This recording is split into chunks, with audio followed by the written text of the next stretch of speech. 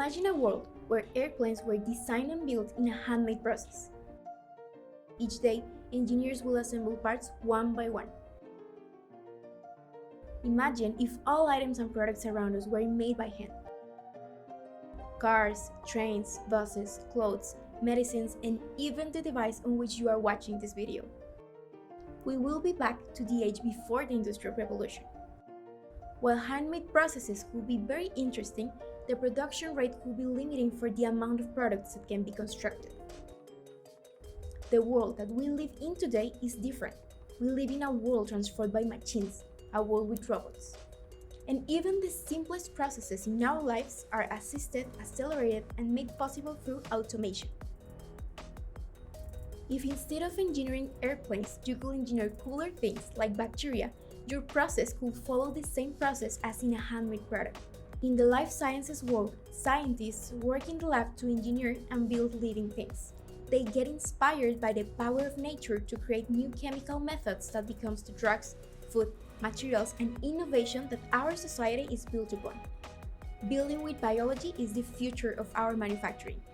In this video, we will explore how automation can accelerate the next industrial revolution, the age of industrial biotechnology. But how do scientists use automation? Let's go to the molecular biology laboratory, the natural habit of the biological engineer. As you can see, some scientists nowadays use their hands. In biology, we do not assemble steel parts. Instead, we are manipulating sophisticated samples that can grow, living organisms, their enzymes or their code, the DNA. To carry out these processes, we use a tool called a pipette. But what is it? Pipettes are tools that can measure, transfer, and disperse a specific volume of a liquid.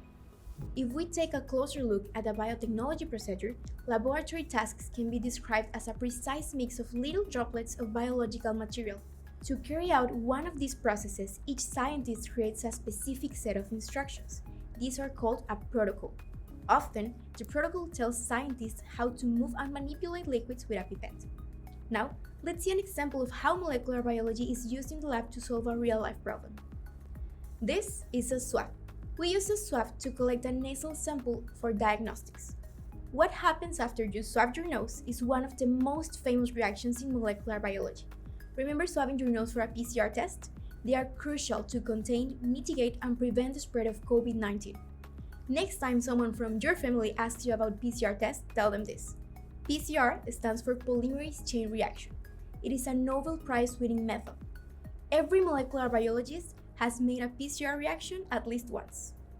The goal of this reaction is to amplify or copy specific regions of the DNA. During a PCR protocol, we use a pipette to precisely mix the nasal fluid sample that provides a template DNA and an enzyme called DNA polymerase. In living organisms, DNA polymerase can replicate DNA. For this reaction, scientists purify this enzyme from cells. The polymerase can catalyze in vitro DNA synthesis, read, and create a copy of a region of the template DNA.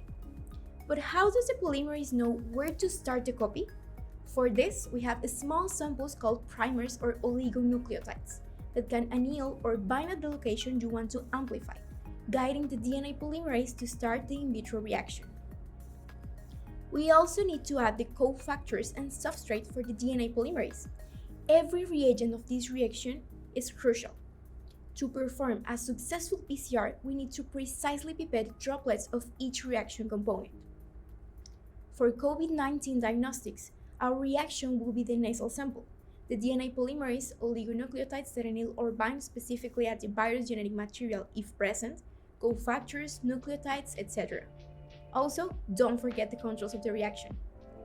Whether the DNA is amplified or not by the action of the DNA polymerase, this can indicate us if the sample contains virus genetic material.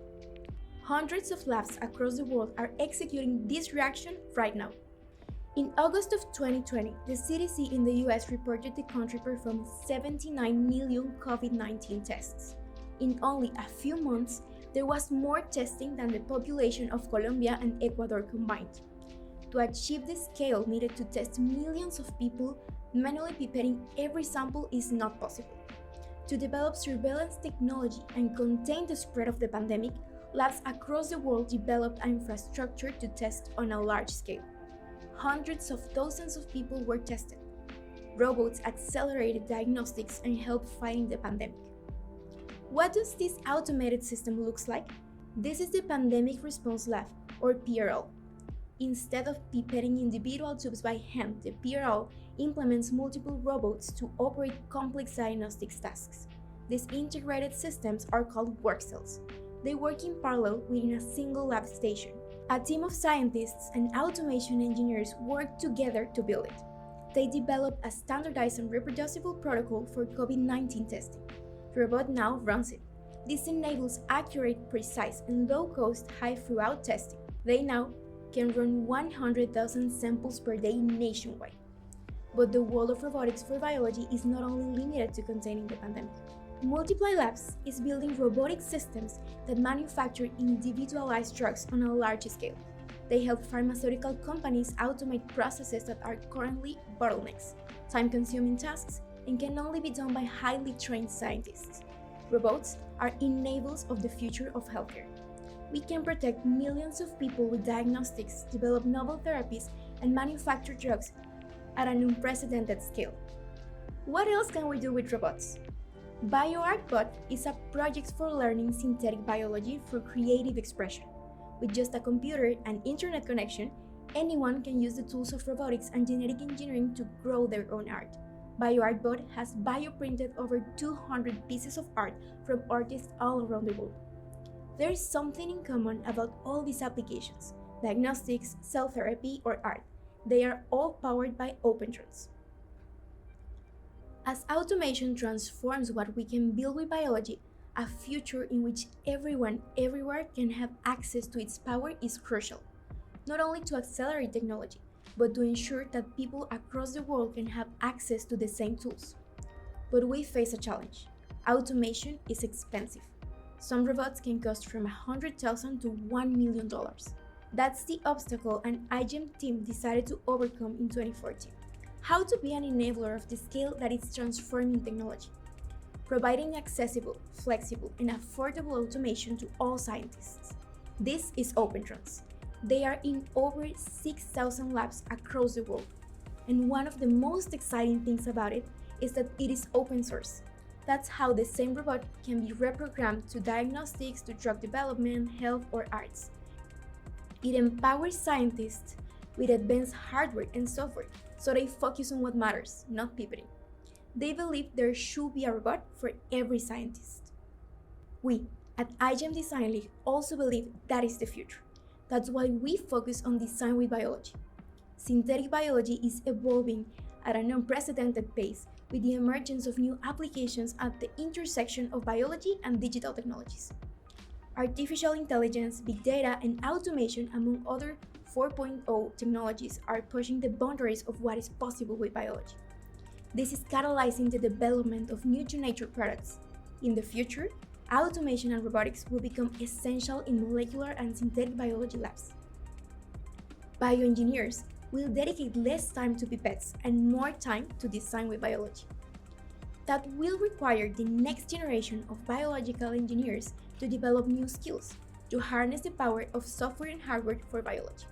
Our vision at iGEM Design League is to enable young students in Latin America to become biological designers. That is why we are working with Opentrons to provide you with tools to learn how to program simple protocols using the Opentrons platform. You will have the opportunity to use your OT2 robot from your home and your computer. We look forward to see what you will design with biology.